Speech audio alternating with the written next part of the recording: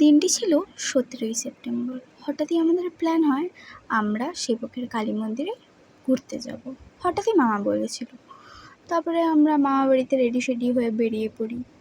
মানে মামা বাড়িতে গিয়ে মামাদের সাথেই তো তারপরেই বেরোতে হবে। তো তারপর মামা বাড়িতে চলে গেলাম হাঁটতে হাঁটতে আমরা 3 জন মিলে। তারপরে এই যে গাড়িতেও উঠে পড়েছি যাওয়ার জন্য। আমি সবাইকে দেখাতে চাচ্ছিলাম, কিন্তু মামির মুখটা ভালো মতো আসছিলই না। তারপরে দেখো মানে হাসি কি সবার মুখে।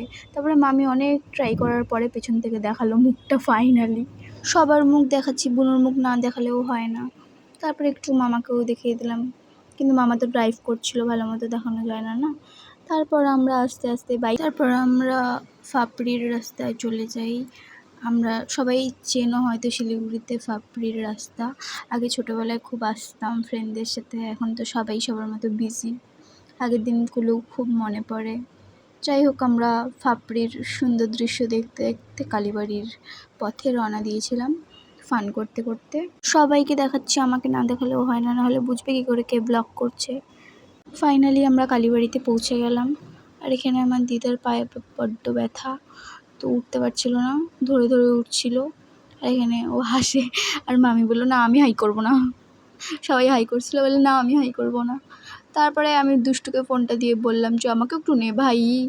তাই আমি একটু সুন্দরভাবে যাচ্ছিলাম আর কি, যেহেতু ভিডিওতে আসবো তাই ব্যাপারটা। তারপরে আমরা উঠছিলাম, কিন্তু ওখানে না ভিডিও করতে দেয়নি, তাও আমরা লুকিয়ে লুকিয়ে ভিডিও করছিলাম। সব কিছুই দেখাচ্ছি তোমাদেরকে, পুরো ভিডিওটা, মন্দিরটা না দেখালে হয়, তাও আমি চুপ করে ভিডিওটা করেছি, তার জন্য সরি।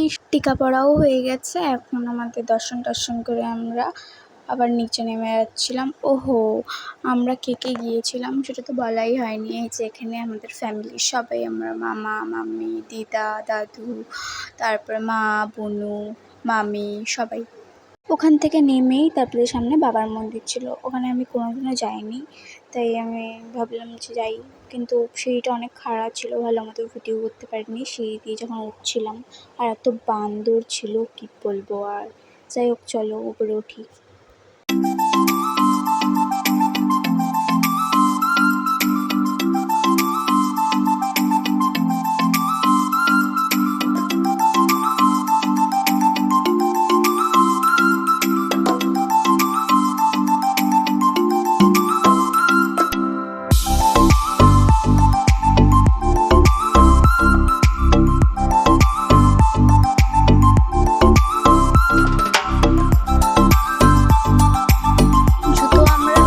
রেখে গেছিলাম আর বাইরে রাখিনি, কেননা আবার কোথা থেকে কোথায় চলে যাবে।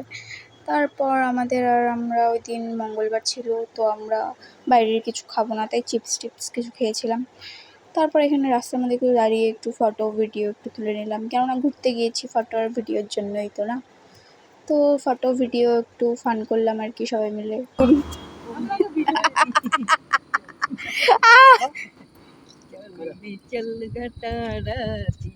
কি চল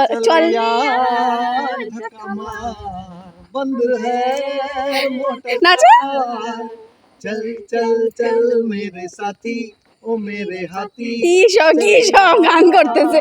চল মেরে বন্ধ হ্যায় মোটা কার, চল চল চল মেরে হাতি ও মেরে সাথী। আমার মা সবসময় আলাদা অ্যাটিটিউডে থাকে, জানি না কেন, সানগ্লাসটা তার হাতেই থাকে, বুঝি না কেন।